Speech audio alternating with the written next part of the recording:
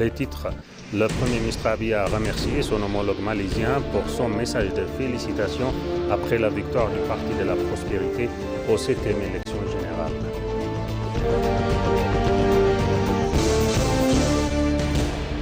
La Commission du dialogue national a dévoilé 8 agendas prioritaires issus d'un vaste processus de consultation à travers le pays et au sein de la diaspora.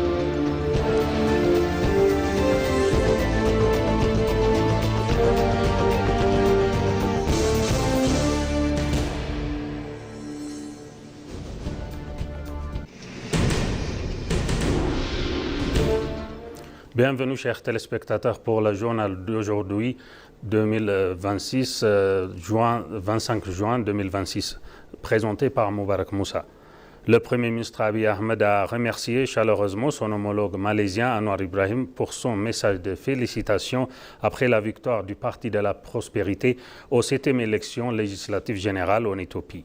Dans une publication sur les réseaux sociaux, Abiy Ahmed a qualifié Anwar Ibrahim de partenaire privilégié et a souligné les liens de plus en plus solides entre l'Éthiopie et la Malaisie. Il a mis en avant les visions communes fondées sur la solidarité entre les deux pays du Sud et le respect mutuel. Il a affirmé la volonté de l'Éthiopie de poursuivre les initiatives bilatérales lancées lors de leur rencontre. Le Premier ministre malaisien a félicité Abiy Ahmed et son parti pour ce succès électoral. Anwar Ibrahim a également évoqué sa visite historique à Addis Abeba l'année précédente, première visite officielle d'un chef de gouvernement malaisien en exercice en Éthiopie. Il a salué l'accueil reçu et la qualité des échanges avec les autorités éthiopiennes. Il a insisté sur l'importance d'une coopération entre les pays du Sud fondée sur l'égalité et le respect. Les deux responsables ont réaffirmé leur engagement à renforcer davantage les relations bilatérales au bénéfice de leurs nations respectives.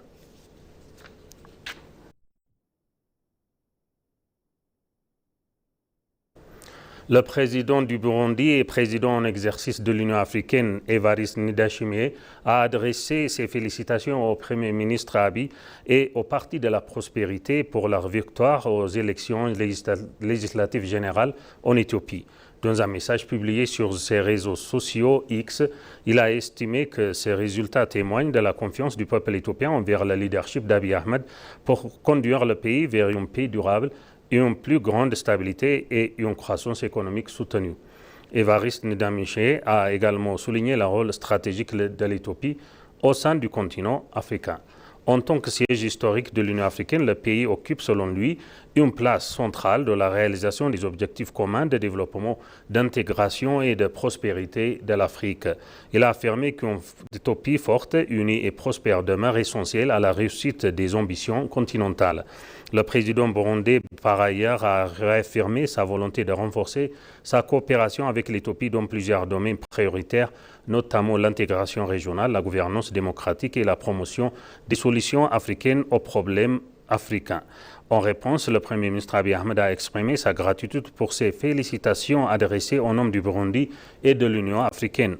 Il a souligné les liens fraternels qui unissent les deux pays, ainsi que leur engagement commun en faveur d'une Afrique pacifique et prospère, réaffirmant la volonté de l'Éthiopie de consolider davantage ce partenariat au bénéfice de leur peuple et du continent africain.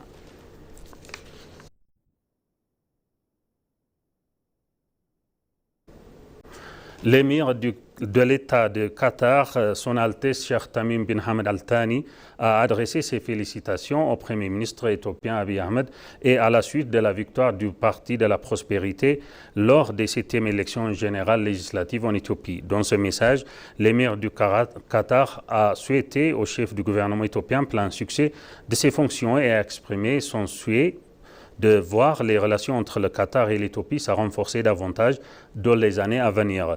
L'Éthiopie et le Qatar entretiennent depuis plusieurs années des relations de coopération solides dans divers domaines de développement.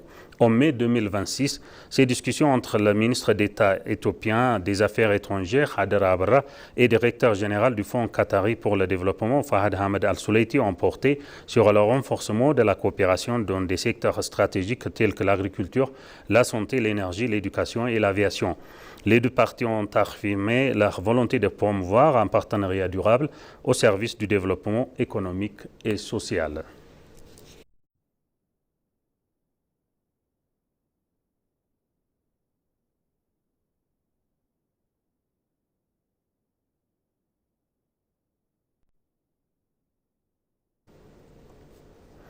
Les ambassadeurs ont félicité les Éthiopiens pour la tenue d'élections générales libres, équitables et crédibles, soulignant que le processus reflète de solides pratiques démocratiques et une large participation des citoyens. S'adressant à l'agence de nouvelles éthiopiennes, l'ambassadeur du Nigeria en Éthiopie, Nassir Amino, a salué le peuple éthiopien pour la crédibilité du processus électoral et a félicité le Parti de la prospérité dirigé par le Premier ministre Abiy pour sa victoire aux 7e élections générales. Il a également mis en avant le recours par l'Éthiopie aux technologies pour encourager la participation électorale et s'est félicité du taux de participation élevé qu'il a qualifié d'inédit en Afrique. L'ambassadeur du Ghana, MC Arios, à Kambong, a indiqué que l'Éthiopie a une fois de plus démontré que des élections pouvaient se dérouler de manière pacifique, libre et équitable. Il a ajouté que durant le scrutin, la population avait fait preuve de civisme et de responsabilité dans un esprit de respect et de sérénité. De son côté, l'ambassadrice du Sri Lanka, Nirmala Indum, a qualifié l'élection de très démocratique, ajoutant que les Éthiopiens avaient pu exercer pleinement leur droit de vote. L'ambassadeur du Portugal a pour sa part, Jorge Pereira do Nascentimo, a souligné que le principal succès de cette élection réside dans la forte participation du peuple éthiopien et le bon déroulement du scrutin. Il a également félicité l'Éthiopie pour ses résultats et a exprimé l'espoir qu'il contribuerait à la poursuite du développement du pays sur les plans économiques et sociaux, améliorant ainsi la qualité de vie des Éthiopiens.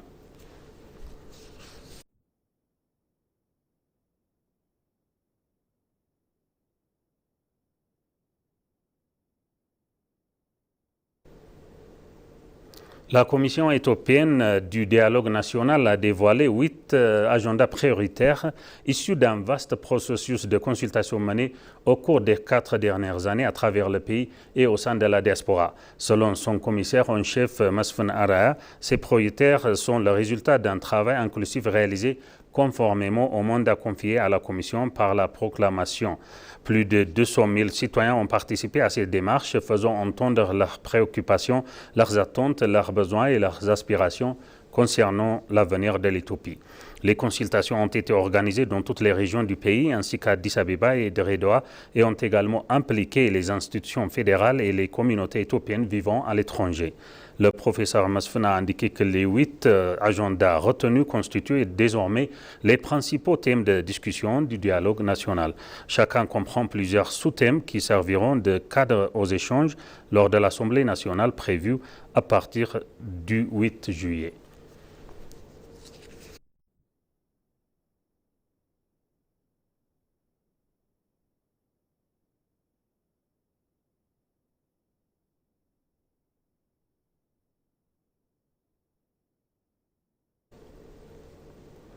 Le ministre d'État des Affaires étrangères, Hadara Abara, a mené 2 importantes rencontres axées sur le renforcement de la coopération internationale et la gestion des enjeux humanitaires. Lors d'un entretien avec l'ambassadeur non résident d'Ouzbékistan en Éthiopie, Ashraf Kodajev, les discussions ont porté sur le développement des relations bilatérales et l'élargissement des partenariats économiques. Les 2 responsables ont identifié plusieurs secteurs prioritaires de coopération, notamment l'agriculture, l'agroalimentaire, le textile et le coton, l'exploitation minière, les énergies renouvelables, l'industrie manufacturière, le tourisme ainsi que la préservation du patrimoine culturel. Les 2 parties ont convenu de renforcer leur coopération dans le domaine des corridors de transport et des droits de transit. Par ailleurs, Hadara Abara s'est entretenu avec Mamadou Diambalde, directeur général du HCR pour l'Afrique de l'Est, la Corne de l'Afrique et la région des Grands Lacs. Les 2 parties ont insisté sur l'importance d'une inclusion durable des réfugiés, d'un financement prévisible et d'un soutien accru à la mise en œuvre de la feuille de route Makatat qui est l'inclusion. Le ministre a réaffirmé l'engagement de l'Éthiopie à maintenir sa politique d'accueil tout en soulignant des défis croissants liés à la baisse des financements, aux effets du changement climatique et à la pression exercée sur les ressources naturelles et les moyens de subsistance des populations locales.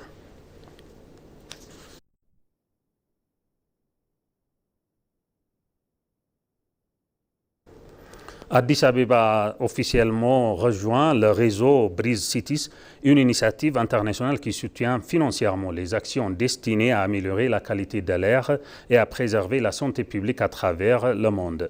La capitale éthiopienne rejoint ainsi les 16 villes engagées dans ce programme appuyé par Bloomberg Philanthropy et mis en œuvre en collaboration avec le Clean Air Fund et C40 Cities dans le but de favoriser des espaces urbains plus libres, plus sains et de renforcer les politiques liées à la qualité de l'air.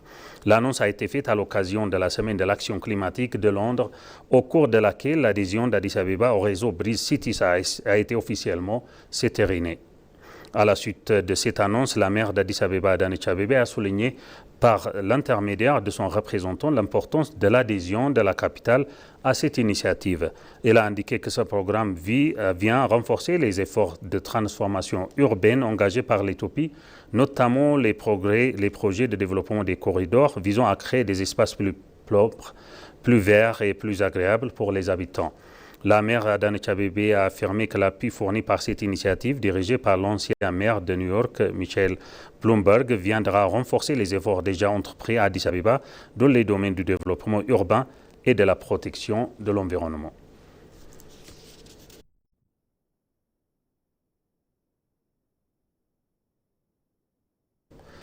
Et la Adanecha Abebe a déclaré que le service numérique à guichet unique Mosop contribue aussi à réduire les désarmements pour les citoyens et à améliorer significativement la gouvernance.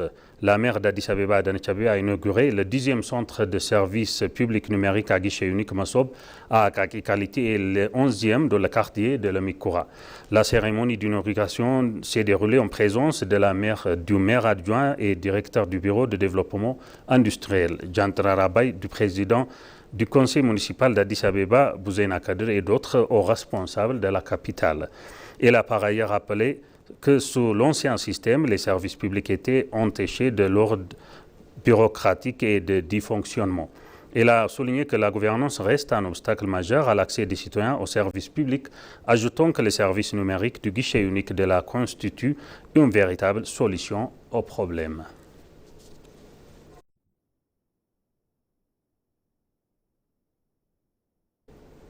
Et chers téléspectateurs, je vous rappelle les titres principaux. Le Premier ministre Abiy a remercié son homologue malaisien pour son message de félicitations après la victoire du Parti de la Prospérité aux 7e élections générales.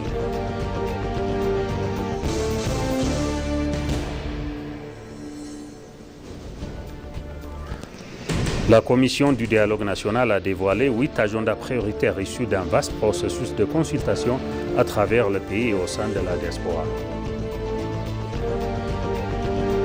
Et ainsi s'achève notre journal d'aujourd'hui. Merci, chers téléspectateurs, pour nous avoir suivis. Excellente suite de programme.